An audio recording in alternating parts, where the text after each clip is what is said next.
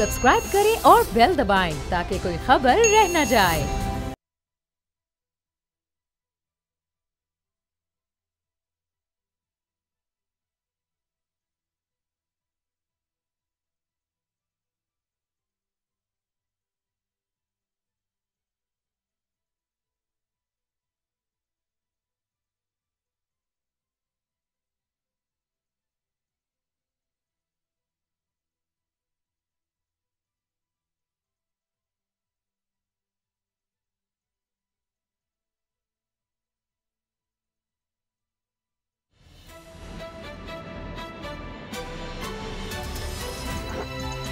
अब पता चला। बिस्मिल्लाहिर्रहमानिर्रहीम, अस्सलामु अलैकुम। मैं हूं मोहम्मद उसामा गाजी और आप देख रहे हैं अब पता चला।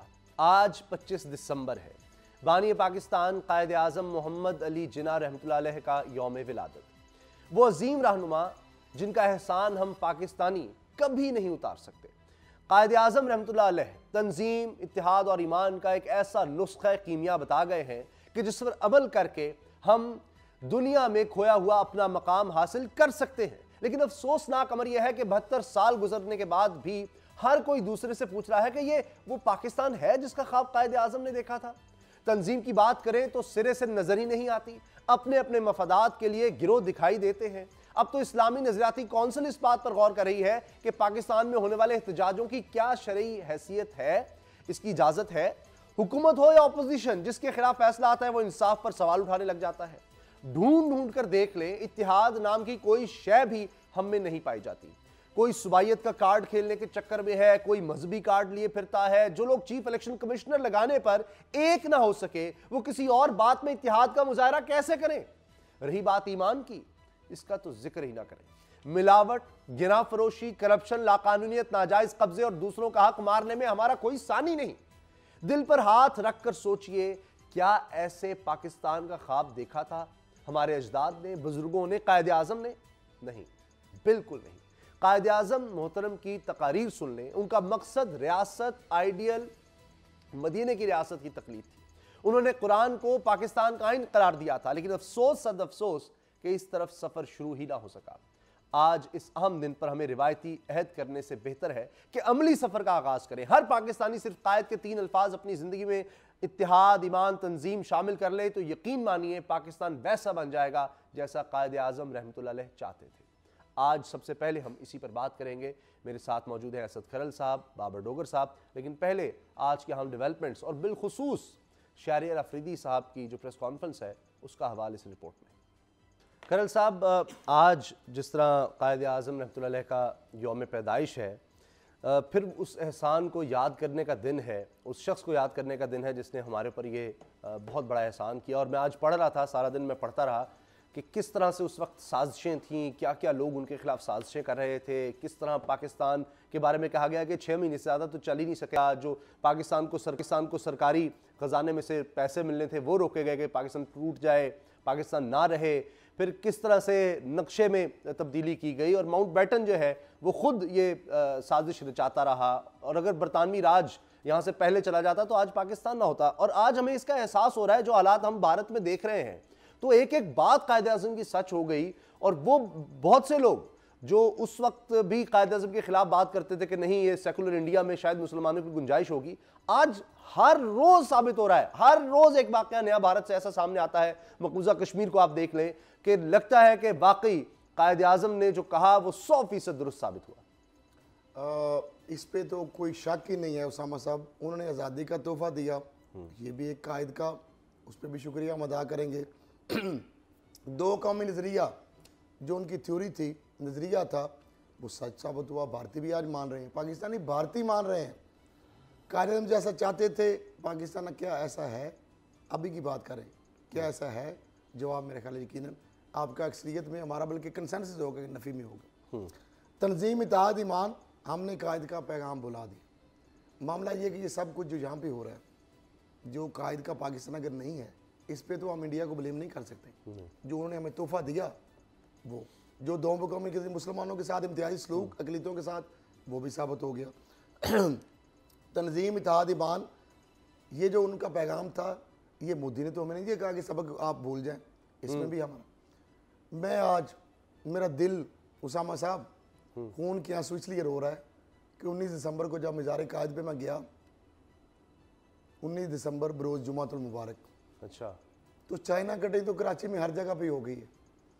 कोई मज़ार हो अब्दुल्ला शाह गाजी का, ऊपर नीचे से अच्छा बड़े बड़े ताकतवर लोग हैं, दब जाते हैं मज़ार भी। ठीक आपको पता ही है, यहाँ मौज दरिया को भी खाने की कोशिश की गई, वो तो और मामला हुआ कि डरावने ख्वाब आ गए। तो चाइना कटिंग यहाँ पे मज़ार कायद जो है उसका चेहरा जिंदा में, तो हमने एम्बुलेंस उनको वो दी जो हॉस्पिटल पहुंच ही नहीं सकती थी। मज़ार कायद बानियों पाकिस्तान के लिए हम फाटक बंद कर देते हैं ताकि वो यहाँ पे VIP रूट लगते हैं। तो देखते हैं आप उसके साथ जो हमने उस जिंदा होते हुए किया वो तो एक लंबी तारीख है। जिस तरह वो TB में कहाँ उनको आइसोलेशन में रखा गया, उनकी बहन के साथ हमने जो किया, लाल टैल निशान कुत्ती, मतलब ऐसे ऐसे मैं क्या बात करूं। जो बड़े बड़े आज जगादरी हैं, ये जहांगीर जो खुरम जहांगीर साहब दस्तगीर साहब हैं, इनके वालिद उनके खिलाफ जब इलेक्शन लड़े थे, तो मैं क्या ये लफ्ज मुझे दिल कांपता है। उनका निशान जो था वो ऐसे ऐसे जानवरों के गले में बांध के, वो मादरे मिल्लत, वो कायद की बहन जिसने सेक्रीफाइस किया, वो कायद रसूलों के थे। उनकी एक बेटी थी, उसने जो भी किया सारी जिंदगी के लिए ला तलगी कर दी। मैं एक जो खौफनाक बात है, इमरान खान साहब बातें तो सारे बड़े बड़े पैगाम जारी करते हैं। कायद आजम के मिदार को के हवाले से उनकी कार्य जो मैनेजमेंट कमेटी उसने भी कहा है कि बुलंदो वाला इमारतें नहीं करेंगे। VIP गेट कायद के मज़ार के सामने कॉस्मोपॉलिटन सोसाइटी में ग्राउंड+1 की इजाजत है। अच्छा। ग्राउंड+2 के अपार्टमेंट्स बना दिए गए, थर्ड पार्टी स्टे कहा था हाईकोर्ट में नहीं कर सकते। मैं इस हवाले से जब कायद आज़म बानी पाकिस्तान की कब्र तक ये चाइना करने की पहुंची तो मेरा दिल सब्र लबरेज हो गया। 4:45 बजे मैं सिंध बिल्डिंग कंट्रोल जो अथॉरिटी जो मंजूर कादिर जिसका मशहूर जमाना अरबपति जो कार्य खास था वो बाहर भागा हुआ है, वहां पे जफर हसन बैठे हुए थे, PTI के MPA हलीम सदीकी बैठे हुए थे, कराची के बड़े बड़े बिल्डर, वो साइमा बिल्डर वाला हो, सलीम जकी जो उसके मुझे नाम भी नहीं आते, वो गुफरीद हो, वो जितने बड़े कराची के टाइकॉन बिल्डर थे वहां बैठे थे उसके कमरे में। पहली मंजिल से मैं दाखिल हुआ, अकेला बंदा, वो सिंध का दफ्तर ताकतवर, और शानी बिलावल हाउस वाला भी बैठा था, देख रहा था वहां पे। बड़ी लंबी एक फरिश्त है, वो वहां पे 5 बार जुमे को दफ्तर खोल के बैठे थे, मैं अकेला था। जहां पे FIA कहती है सुप्रीम कोर्ट को कि सिंध हुकूमत में रिकॉर्ड नहीं उठाने देती, मैं अकेला जाता हूं 4थी मंजिल पे। वहां पे मैंने कोई जरगमाल नहीं बनाया किसी को, उसकी फुटेज और वीडियो भी मौजूद है, एविडेंस भी मौजूद है। फिर ये उन्होंने हुआ क्या, सुन तो रोका लें, हाँ। सुन तो लें उसामा साहब, थोड़ा सा सारा उनको टाइम दे दिए। अच्छा। आज ये मामला अगले सेगमेंट में मैं नहीं बोलूंगा। अच्छा। ये कहानी प्लीज अगर इजाज़त साहब डॉक्टर साहब की इजाज़त से मुकम्मल हो जाए, आप स्ट्रॉबाज लगा दे, 1-1.5 मिनट का मामला है। अच्छा। वो क्या रहा है, जी जी, मैं वहां पे पहुंचता हूं, वो पहले कमरे में नहीं बैठे साहब, यानी ये मुंतजिर बैठे हैं डीलिंग विलिंग के लिए। 5 बजे जुमे को 29 दिसंबर 20 को मेरी ऐसे फ्राडियों के साथ जो केस इस तरह से उसके वाले जाना था, 19 को ये ऑपरेशन। जब मज़ार कायद के सामने मैं देखा, मैंने इदारों के बंदे लिए साथ, सिंध हुकूमत के मुख्तलिफ इदारों के एक्सपर्ट को साथ लिया, अपनी ताई वो जो भी मेयर जो मुतलका कमिश्नर कराची के लोग थे, जो पहले DG के साथ थे, KDA के स्टाफ था, अपने तौर पे वहां पे चले गए। सारी चीजें बाइलाज देख के कि ये वायलेशन हो रही है। मेरी DDG और नदीम शराज उससे भी बात हुई, जफर हसन से कोर्ट एंड कोर्ट बात कर रहा हूँ, ओपन में मैंने बात की, फोन पे बहुत सारे लोग गवाह हैं, सरकारी भी और गैर सरकारी। उन्होंने कहा जी गलत तो नहीं है, जब फोन बंद हुआ, ये पहला उनका फोन से आज ये 2 हफ्ते पहले। अच्छा। लेकिन रास्ता निकल सकता है। दूसरा, जब दफ्तर में गया तो वहां पे वो पहला कमरा नहीं, उसमें उन्होंने कहा इधर नहीं बैठे, दूसरा कमरा नहीं, तीसरे में बैठे थे। मैंने कुछ नहीं कहा, मैंने ऐसे इशारा किया, उनको पता नहीं क्या लगा, मुझे नहीं पता, वो वापस सीट पे बैठते। 1.25 घंटे दफ्तर सील हो गया खुद ही, मुझे नहीं पता, दफ्तर सील हो गया, मेरे जो एक्टिव है नेटवर्क सारा हो गया। अच्छा। मैंने कहा फाइल आपके ये सारी चीजें आ सकती है, रिकॉर्ड, अब रिकॉर्ड कब्जे में लिया जा रहा है, प्राइवेट पर्सन सिंध में जाके लाहौर से, डॉक्टर साहब। मैंने कहा आप हैं DG जफर हसन साहब, सारे लोग बैठे हैं, विटनेस हैं, इसकी ऑडियो नहीं, वीडियो फुटेज नहीं, वीडियो रिकॉर्डिंग वीडियो। अच्छा। वो भी मेरे कैमरे से बनी है, लोगों ने बनाई, मुझे नहीं पता, मेरे पास है सिर्फ। अच्छा। अगर वो कहेगा वो भी ये जो अब जिस तरह मंजर कशी सुन ले, छोटी सी 1 मिनट के बाद खत्म हो जाएगी। खत्म हो जाएगा। मामला ये है कि वो मान रहे हैं सारा, कहते हैं आप कर सकते हैं, मैं बेबस हूं, ये सारा गलत हो रहा है, मुझे ये बताएं। और उसके बाद रिकॉर्ड बड़े बड़े नक्शे बन जाते हैं।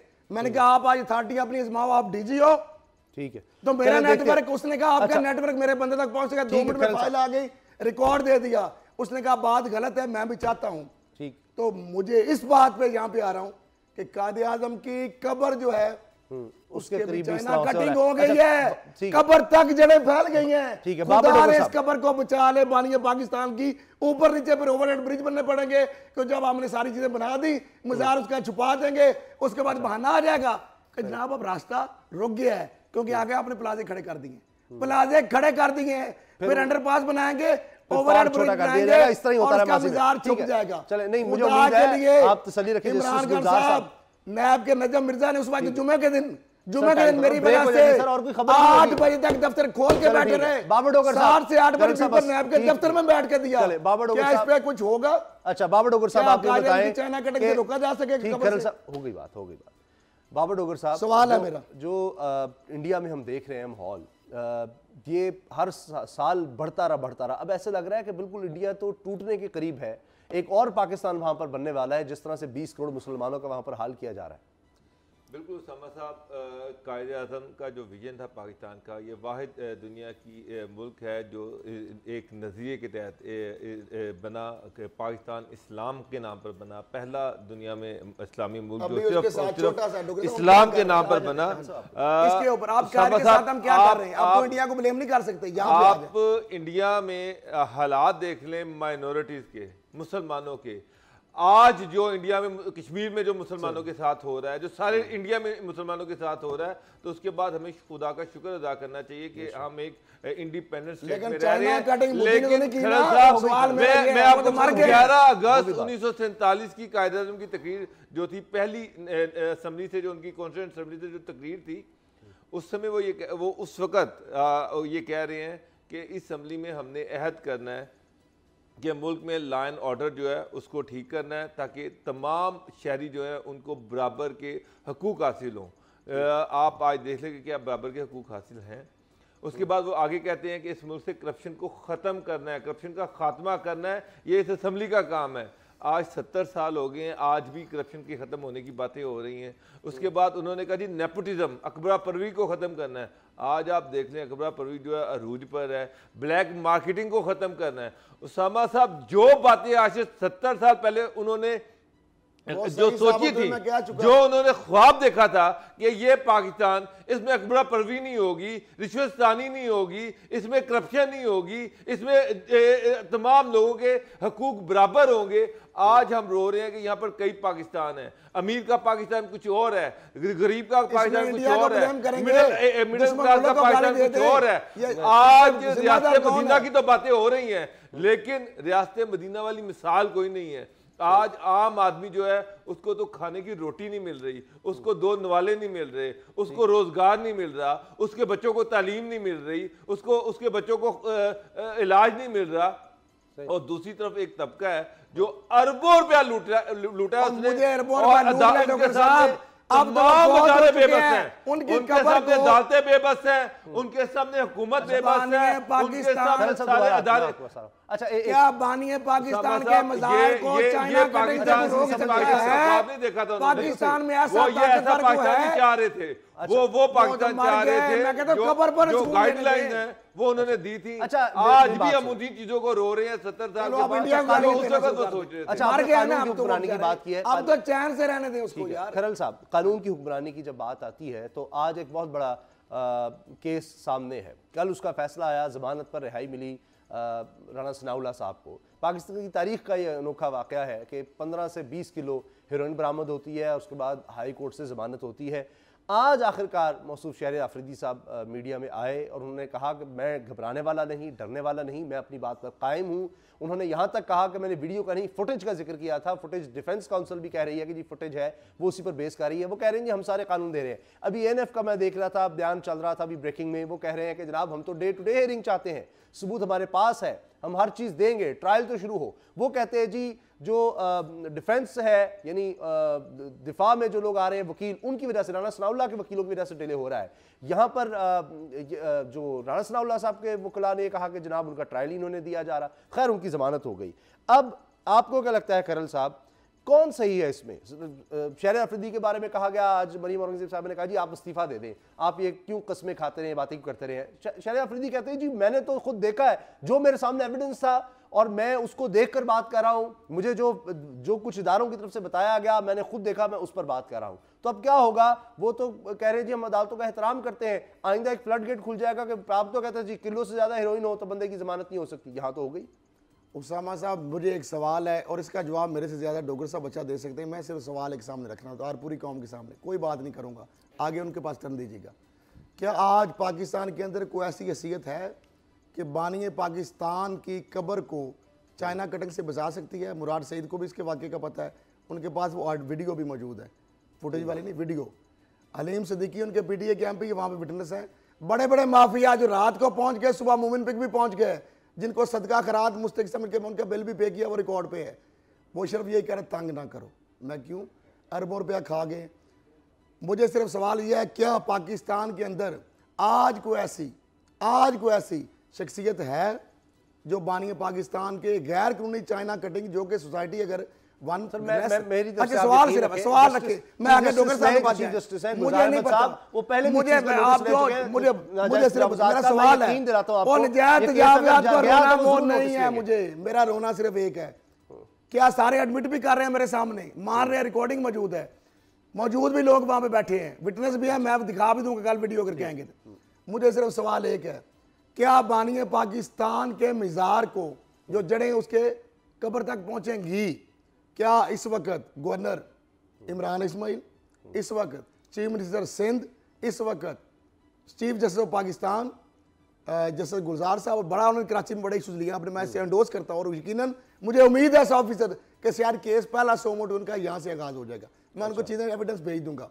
दूसरी बात यह है कि क्या इमरान खान साहब, मेरा सिर्फ सवाल है, डॉक्यूमेंट्स मेरे पास है, चैलेंज मैं दे रहा हूं और चीफ जस्टिस ऑफ पाकिस्तान को मैं यकीन से कहता हूं, इतने वसूख से, अगर जस्टिस गुलजार साहब को चीजें मैंने प्रोवाइड कर दी या उन तक पहुंच गई तो पहला 100 मोटो अगर उन्होंने नहीं लिया तो इस पे होगा कि बानी पाकिस्तान की चाइना कटिंग सबसे पहले वो रोकेंगे। अब डोगर साहब की तरफ चलें। बाबर डोगर साहब, ये शहर अफरीदी तो आज मीडिया के सामने आए हैं और उन्होंने कहा कि अदालतों के फैसले, हमने तो नहीं फैसले सुनाने, तो जब मौका आएगा वहां पर हम नहीं सबूत लेकर जाते, ट्रायल कोर्ट में हर चीज पेश करेंगे। उसामा साहब, कौम से मजाक ही किया जा रहा है।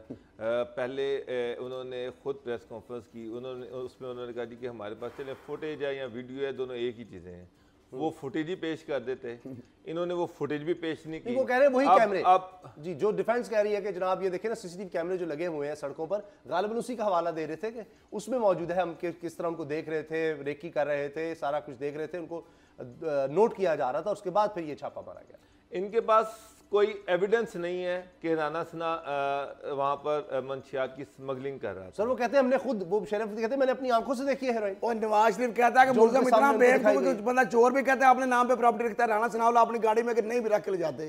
क्या वो जो 42 प्रॉपर्टी निकली है, अरबों रुपए के साथ से निकले, डॉक्टर साहब उसका मुझे जवाब दे दे। उसामा साहब, खैर साहब, बात ये आप नहीं इसका है, जवाब दे नैब करें ना सर, तो ये नैब का काम है ना। सासे का केस बहुत सर बात ये कि आपने उस पे इल्जाम लगाया कि नैब का सासों का केस मुंशियात के आपका तो 9C का जो मुल्ज़िम क्या बात है खैर साहब, उसके सासे फ्री होते हैं। आपने कहा जी अरबों रुपए के सासे हैं तो मुंशियात फरोशी दे आए हैं, नहीं मैं कह रहा हूं ना, साबित करें राणा साहब, वो खुदा का नाम साबित करे भाई, आपने आप कह रहे कि उससे हीरोइन निकली है, आप कह रहे कि हमारे पास फुटेज है, कहाँ है फुटेज? मैं दो पार्ट एविडेंस है इस पे केस के, दो पार्ट है डॉक्टर साहब। एक पार्ट है जो आप कह रहे हैं, मैं 100% आपसे एग्री करता हूँ, जो लूपहोल्स हैं, लेकिन दूसरा पार्ट क्या है, नजायज 7,000 की बताली प्रॉपर्टी उसने निकाली ना 9C के तहत, ये बताली निकाली, नैब ने नजायज 7,000 का केस बनाया। वो नजायज आमदनी किसकी थी?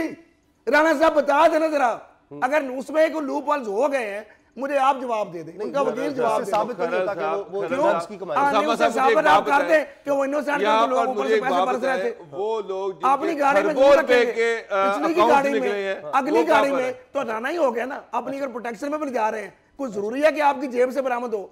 अगर आपका 10 मोटरकेड है तो आपकी गाड़ी से जब तक बरामद नहीं होगा। वो तो एएनएफ ने तो कहा है शरीफ कि उनकी गाड़ी से ही, कि उनसे पूछा गया ये अगर किसी ने गलत पैडिंग की है, मुझे नहीं पता, ये उस वक्त बयान चला है कि इसमें पता क्या केस को खराब किसने किया, जिस तरह नायब के केस इसमें शहरयार अफरीदी ने किया। एएनएफ की एक हिस्ट्री है, 9C के पर्चे थानों में रोज होते हैं, बंदे उस पे बेल हो जाते हैं। 9C का पर्चा जब एएनएफ करती है अदारे का कसूर नहीं है साहब, अदारे का कसूर ये है कि अदारे के हेड शहरयार अफरीदी के साथ बैठे हुए और इमरान खान वो ये कह रहे हैं कि हमारे पास पुरानी अयाद पढ़ कर कह रहे हैं, असेंबली के अंदर कह रहे हैं, और आप कह रहे हैं कि यार मुझे एक बात तो शहरयार अफरीदी को आप लटका देना भाई, एएनएफ का क्रेडिट तो उन्होंने खराब किया है। राणा साहब को आप इनोसेंट, मैं क्लीन चिट कैसे दे दूं? अगर एक केस गलत बना है तो 42,700 का नायब पर जवाब तो मुलजम ने देना होता है ना, कि आपके पास ये 42 प्रॉपर्टी कैसे। बात खलसा की वैसे मेरे पल्ले नहीं पड़ी कि बात ये कह रहे हैं कि साबित नहीं हुआ। कौन सा बरीक काम था राणा साहब का, कौन सा कारोबार है, कब से सियासत में? ये भी तो 22 किलो हीरोइन है ना, अभी कौन सी साबित हुई है? जब नायब पकड़ेगी, जब साबित होगी। मैं विटनेस हूं, मैं खुद रेड में जाता हूं, मैं चैलेंज करता हूं, और ये बात सही है कि मसलत के तहत अगर मुंशियात फरोश के ऊपर पैडिंग भी करेंगे, पैडिंग भी करेंगे, वो जायज है। पैडिंग भी करें, क्यों? इसके लिए कई माह राखी करनी पड़ती। अगर एक मुंशियात फरोश है, उसको पकड़ने जाते हैं, वो 1 किलो कट्ठी कभी नहीं रखेगा, वो स्कैटर्ड रखेगा। अच्छा, वहां पे झगड़ा हो जाता है। मैं मफरूजे पे नहीं, मैं ऐसे केसों में मैं अपने हाथ से पैडिंग की है, मैं एक बड़ी स्वीपिंग स्टेटमेंट, मैं अपने हाथ से पैडिंग की है। एक सेकंड मगर सोच के अच्छा, आप एक मिनट बाबर साहब, आपको लगता है राणा साहब 42 प्राप्त और एमपीए से गलत उनसे समझ नहीं आई। मैंने खुद मुंशियात फरोशों के ऊपर मैंने पैडिंग की, साबित ही नहीं करते। मैंने पैडिंग की मुंशियात फरोशी के केस में, मैं चैलेंज कर रहा हूं, केस में दे सकता हूं, मैंने खुद पैडिंग की। अच्छा, इस तरह ना कहना ऑनर, आप क्या बात कह रहा हूं? बेनजीर इनकम सपोर्ट प्रोग्राम, क्यों प्रोग्राम से 8 लाख लोगों को निकाल दिया गया है। खरल साहब 8 लाख लोग बेनजीर इनकम सपोर्ट प्रोग्राम से निकाल दिए गए, क्यों? ब्रेक के बाद बात करते हैं, ब्रेक लेते हैं सर, पानी।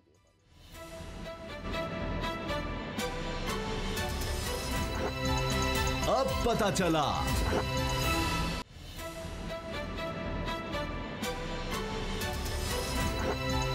अब पता चला। बेनजीर इनकम सपोर्ट प्रोग्राम से 8,20,165 लोगों का नाम निकाल दिया गया है। तकरीबन 54 लाख लोग इससे फ़ायदा उठा रहे थे, और ये अपनी नौइयत का पाकिस्तान का सबसे बड़ा सपोर्ट प्रोग्राम है, जो गरीबों को बराह रास्त पैसे देने का प्रोग्राम है। लेकिन अब तहरीक इंसाफ की हुकूमत ने कहा है कि हमने नया डाटा तैयार किया है, क्योंकि इसमें ये देखा गया है कि जिन लोगों को पैसा जा रहा है, कहीं उनके पास कोई गाड़ी या मोटरसाइकिल तो नहीं, कि वो हकदार भी हैं इसके नहीं, या फिर कोई सरकारी मुलाजिम तो नहीं जिसको ये पैसे दिए जा रहे हैं। तो ये सब चीज़ें देखी गई हैं, और 12 एकड़ से ज़्यादा ज़मीन तो नहीं है किसी के पास, क्योंकि वो भी मुस्तहिक लोगों में नहीं आते। अब ये कहा जा रहा है ये 8 लाख लोगों के नाम जो निकाले गए हैं, इनकी जगह मुस्तहिक 8 लाख लोगों के नाम डाले भी जाएंगे। लेकिन ये बात भी ज़हन में रखनी है कि कुछ अर्सा पहले हुकूमती अहलकारों की तरफ से जो भी अरकान है पार्लियामेंट के, MP MNAs, उनकी तरफ से शिकायत हुई थी कि जनाब ये तो अपोजिशन के लोगों को या उनके वोटर्स को ज़्यादा पैसे जा रहे हैं, हमारे वोटर्स को उतना नहीं नवाजा जा रहा। तो खरल साहब, आपको लगता है सब साफ और शफाफ तरीके से हो रहा है? कहा तो याद जा रहा है कि नादरा के डाटाबेस से भी इसमें रहनुमाई ली गई है, और ये लोगों को निकाला गया है। 8 लाख लोग अब माइनस कर दिए गए, नए आएंगे तो वो बिल्कुल कानून के मुताबिक आएंगे। उसामा साहब, अब यहाँ पे बदकिस्मती ये है कि पाकिस्तानी शहरियों को हम वोटर बना लेते हैं पीपल पार्टी। ये पैसा किसी के बाप का है क्या? ये बेनजीर के बाप का पैसा था या इमरान खान साहब के बाप का पैसा है? एक तो हम नाम लिख लेते हैं अपने तौर पे, अब ये भी उनको था कि 20 पे जो है नाम तब्दील कर देते हैं। ठीक है, बहुत अच्छा किया, मुझे एहसास प्रोग्राम क्या खुशी है, चलो जो भी नाम रखा है। मामला ये है कि उसामा साहब, डोगर साहब, आप शायद जानते नहीं, डोगर साहब, मैं तो बहुत सारे ऐसे लोगों को जानता हूँ कि जिन लोगों को बुलाइज किया गया अपने वोटर सपोर्टर को। पीपल्स पार्टी के दौर में डोगर साहब शायद जानते हैं कि नहीं, उन्होंने कहा जी अपने चाचे बाबे जो काम आपके करने वाले थे ना मुलाजम, उनकी तनख्वाहों को भी यहाँ पे एडजस्ट किया गया कि आपको इतनी तनख्वाह के बजाय हम डबल उधर कार्ड बनवा देते हैं और अपने पैसे भी बचा लिए, उनके ऊपर एहसान भी कर लिया। तो फिर तो ठीक हुआ है फिर। अच्छा, ठीक हो गया। अब 8 लाख उन्होंने अगर माइनस गलत लोग किए हैं, वो कोई भी करे, तो दूसरे लोग आ जाएंगे, वो भी पाकिस्तानी शहरी हैं, वो भी पाकिस्तानी शहरी हैं। हमें इस तक तराजू में नहीं तोलना चाहिए कि पीपल पार्टी का है, वो पीपीटी है कि वो पाकिस्तानी शहरी हैं और टैक्स पेयर का पैसा। लेकिन तहरीक इंसाफ के लोगों ने एतराज उठाया था, मैं सिर्फ आपको ये बता। अच्छा ठीक है, उन्होंने उठाया, आगे बात आगे क्या है कि अगर आप बेसिक इनकम सपोर्ट प्रोग्राम का वहां पर जो अरबों के घपले जो हैं वो एक लंबी कहानी है। फरजाना राजा पाकिस्तान के लिए रकम एलोकेट की गई है, उसका 60% सिंध के लिए है, 20% पंजाब के लिए, शायद 20% से क्योंकि उस वक्त वहां पे डिस्क्रिमिनेशन हो रही थी। के लिए शायद 30% है,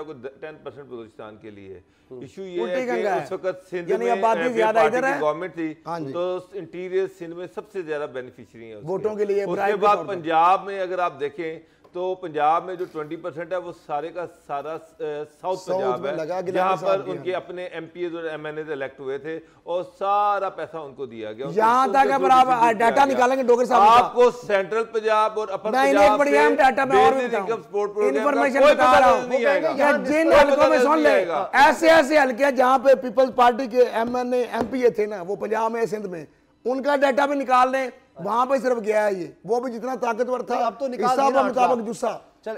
केपीके में भी वो हल्के जहां पर फिर पार्टी की गवर्नमेंट समझ आ थी, रही। वहां पर नहीं उनके जहाँ पे कॉन्स्टिट्यूंसीज तो थी, ये सेनेटर ये के जो पैसे दिए गए थे ब्राइब थी वोट खरीदने के लिए, ये सारे अपने वोटर्स को नवाजा गया, अपने हल्कों के वोटर्स को नवाजा बतौर गया। ब्राइब उसमें ये पैसा अगर आप दिया देखें गया। 56 लाख में से 8 कराची, लाख निकाले गए। हैदराबाद, उसके अभी उसमें अगर आप बहुत आप कम छलनी डाटा लगाएंगे मिलेगा। ना, आप छलनी लगाएंगे उसामा साहब, तो 54 लाख में 8 लाख लिखेगा, मैं चैलेंज करता हूँ 36 लाख ना निकला है। क्यों? अभी उन्हें रैंडमली लिया है, अभी नीचे नहीं जा रहे।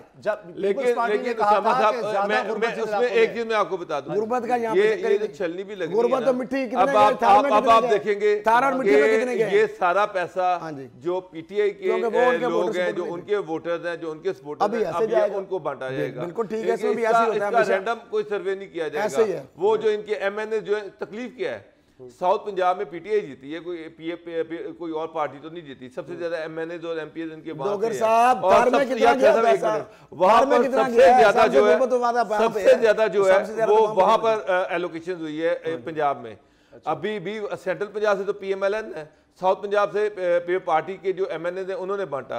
अब इनको मसला क्या है? इनको तकलीफ ये है कि साउथ पंजाब से जो एमएनए हैं पीटीआई के या एमपीएस हैं, वो ये चाह रहे हैं कि ये हमारे लोग हों, हम उनको नवाजें, हो जाए, सिंपल अपने लोगों को नवाजें। 8 लाख निकल के क्या फायदा? पीपल्स पार्टी के 8 लाख निकाल के इनके दुम छल्ले आगे पीछे नौकर चाकर ये वो करीबी वो बेशक 12 एकड़ भी हो, लेकिन नादरा का डेटाबेस में अगर बना लिया जाएगा जी, सरकारी मुलाजिम निकाल देते हैं, और मोटरसाइकिल नादरा भी हुकूमत के साथ चलता है ना। नादरा क्या है? नादरा तो सुनी है आपने। अच्छा, चले, नादरा तो अदा करा, नादरा वाला साहब है, इसी से हुकूमत की कटपुतली करता है। ट्रांसपेरेंट नादरा को तो जो बताएंगे वही करेंगे। ये तो सारे एमएनए और एमपी की रिकमेंडेशन जाएंगी, उनको उन्हीं की वेरीफाई पर्चियों में मिलते वेरीफाई हैं। करके पहले तो पीपल उनको पार्टी दिए जाएंगे पैसे। नादरा से वेरीफाई किया जाएगा ना कि इनके नाम प्रॉपर्टी तो नहीं है जिनके नाम दिए और बहुत सारे इन यार्ड लोगों से के नाम कहना, मोटरसाइकिल तो खाली नहीं है। प्रॉपर्टी इशू नहीं जिसके पास है। मोटरसाइकिल भी नहीं है वो तो फिर गरीब आदमी होगा। नादरा के पास इसमें यहाँ डाटा पर एक और अपडेटेड चीज़ है। है, नादरा के पास ये जमीन सारा नहीं है, डाटा है, क्या जिसके क्वाइफ नाम है? घर नहीं है, यहाँ यहाँ पर पे एक मुझे और बताएं। चीज भी है, नादरा के पास ये यार्ड माजी से क्या है में सर? फिर पार्टी के बेताशा ये भी इंसिडेंट्स हैं कि जिन लोगों ने अपने अपने हल्कों में ये फौज पैसे पेमेंट बांटे देखी, हैं, रबर वो में रखी। पैसे उसमें से परसेंटेज भी सुप्रीम लेते रहे कोर्ट हैं। ने कशमाला तक 35% लेती थी, एमपी एक इस्माइल का ठेकेदार पे पर्चा मैंने गरीबों कराया, से भी। कम्युनिटी सेंटर बना लिया, परसेंटेज आधे भी जाती रही है, ये भी इल्जामात हैं। राजा तो प्रवेश असल सिर्फ लास्ट issue ये टाउन है का कि ठेका इसका सारी 100 वेरिफिकेशन की जाए और वो तमाम अच्छा, लोग। एक बात ये बताएं, ये जो लाहौर रिंग रोड में करप्शन का इंकशाफ हुआ है, 60 अरब रुपए। मैं सिर्फ 3 लाइनें पढ़ देता हूं, 3 सत्रह बस पढ़ देता हूं, लंबी तबसरा बेज़ाब्तियां नहीं है है या करप्शन है? ये बेज़ाब्तियां हैं। अब ये रिपोर्ट में इंकशाफ जो मैं सिर्फ वो 3 लाइनें पढ़ता हूं, स्पेशल ऑडिट रिपोर्ट है, तैयार कर ली है। ये रिपोर्ट मैं सिर्फ कंटेंट्स पढ़ने लगा हूं, तो अगर चैलेंज इसको करें अगर गलत है। उन्होंने कहा सिविल वर्क जमीन की खरीदारी फाइनेंशियल मैनेजमेंट और ठेका देने में 59 अरब 39 करोड़ 94 लाख रुपए से जाहिर की बेज़ाब्तियां हुई है। ये ऑडिटर जनरल पाकिस्तान की रिपोर्ट स्पेशल ऑडिट हमने नहीं बनाई। इसको चैलेंज करें, या तो अगर माई के जो माँ के अपने मतलब अपनी औलाद जो भी है, इसको जिस तरह से सुभाष शरीफ के पहले तो कभी वो मेरा नाम ना बदल दें, ये नहीं वो साफी उधर कह रहा है कि हाँ यार अभी तो आए हुए वहां पे बैठे हुए हैं, कहानी सुन लेते हैं। पहली बात ये उन्होंने कहा। दूसरा उन्होंने कहा कि जमीन की खरीदारी में 15 अरब जो मैं पहले कहता था वो ऑडिट रिपोर्ट की शक्ल में सारी कहानी समझ आ जाएगी। अब 15 अरब 51 करोड़ वो हो गया जमीन की खरीदारी में अपनों को नवाजने के लिए, ऊपर नीचे रेट। अच्छा, जायद कीमतों की माद में 4 अरब 36 करोड़ की बेज़ाब्तियां, ठेकेदारों को बगैर तखमीना के 32 करोड़ 25 लाख इदागी की गई।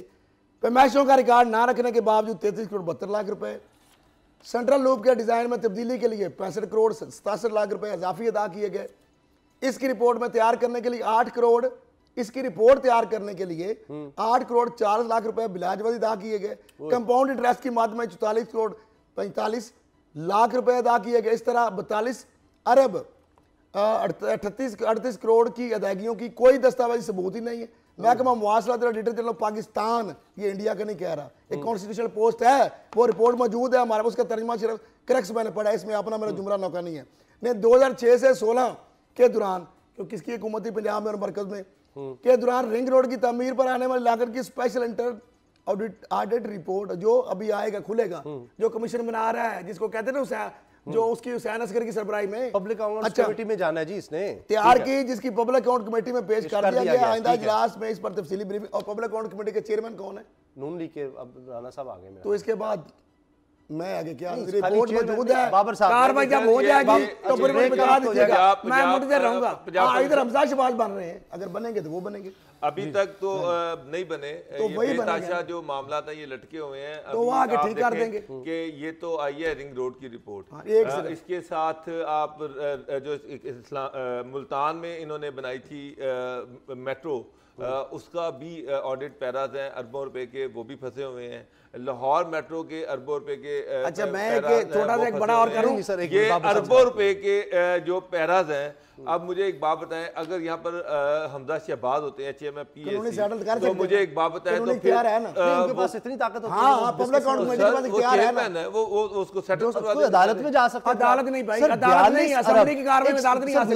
42 अरब रुपए है, 42 अरब रुपए का ऑडिटर जनरल कह रहा है कि जी कोई दस्तावेज अदालत के ऊपर मत डालने, 42 अरब रुपए आप लोगों को दे रहे हैं और उसकी कोई आपके पास कोई रसीद ही नहीं है। मैंने मेट्रो लाइन 480 अरब की पेमेंट जो आई को हुई थी, उसका रिकॉर्ड देखा है, 480 अरब सारे रिकॉर्ड में आप देखें अरबों रुपए जो है वो ऐसे खर्च किए गए जिसका कोई 480 अरब की आईपीपी पेमेंट जब हुई थी, सुन ले राना बुलंद अख्तर ने आईपीपी की, अगर आप देते हैं किसी को आप उसका रिसीव प्लीज इसके साथ 480 अरब की एक लेटर पे section of Gardi branch national bank से 12 आईपीपी लिस्ट दी गई बगैर प्री ऑडिट के, एक लेटर पे साइन हुआ।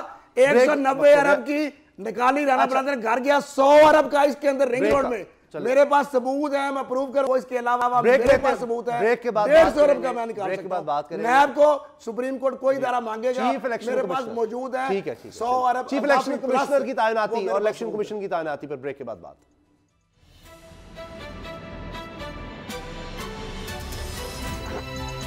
अब पता चला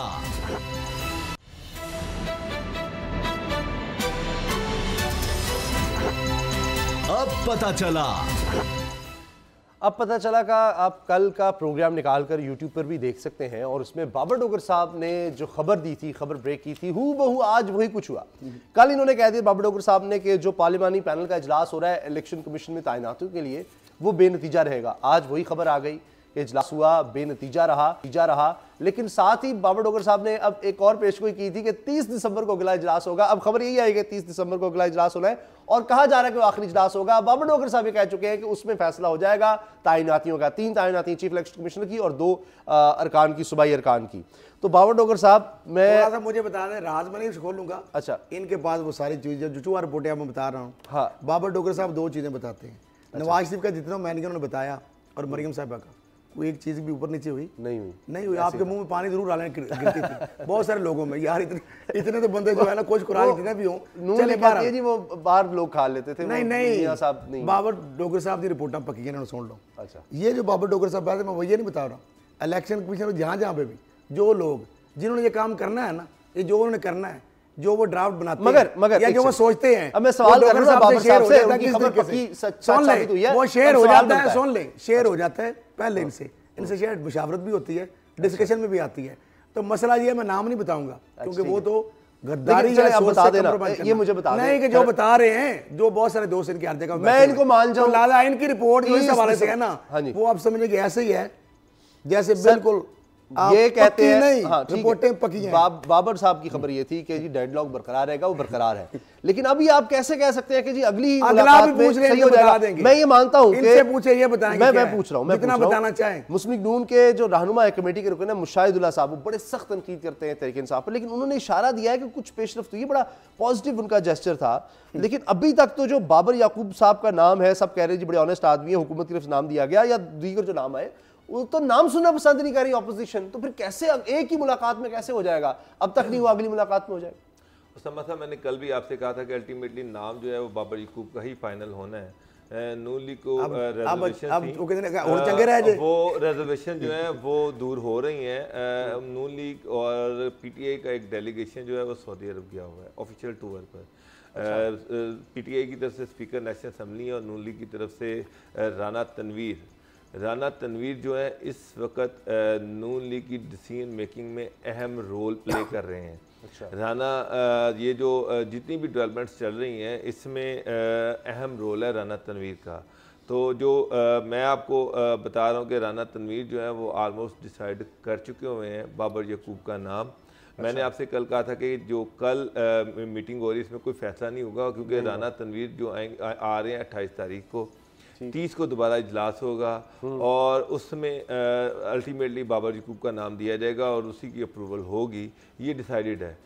इसमें क्या कुछ बार्गेन हुई, जो डील हुई है, अब मैं उसकी डिटेल में नहीं जाना चाह रहा। बहल क्योंकि वो अपॉइंटमेंट मशकूक हो जाएगी, ये बात मैं बहुत पहले आपको पता उनको वो भी है, लेकिन इस तरह उनकी अपॉइंटमेंट कहीं खतरे में पड़ सकती है। मैं थोड़ा सा बता देता हूँ, डोगर साहब ने जो बात की और भी बात है, लेकिन कुछ चीजें मेरा सवाल रह जाएगा, होल्ड करनी पड़ती है थोड़ा सा। एक तो ये है कि राना तनवीर साहब ये क्यों कर रहे हैं। राना तनवीर साहब जो है उनके ऊपर 100% एतमाद है नवाज शरीफ साहब को और मरियम साहब को, सिर्फ उनके ऊपर, सिर्फ आप वो रह गए पार्टी में वाहद वो लोग हैं।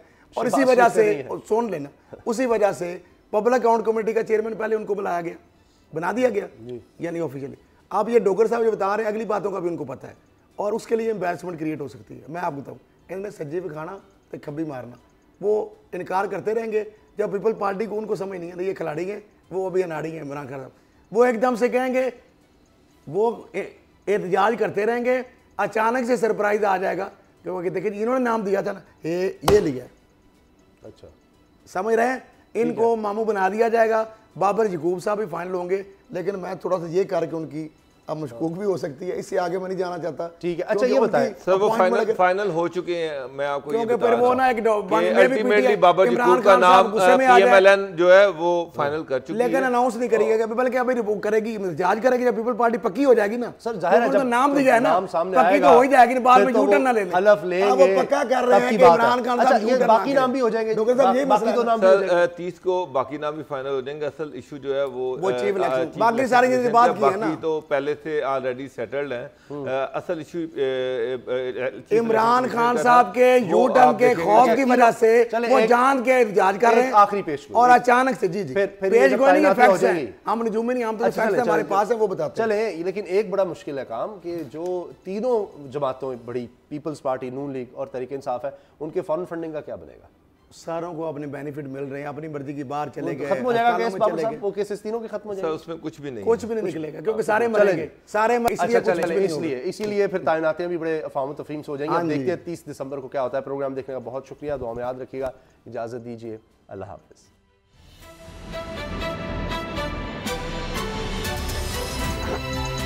अब पता चला। सब्सक्राइब करें और बेल दबाएं ताकि कोई खबर रह न जाए।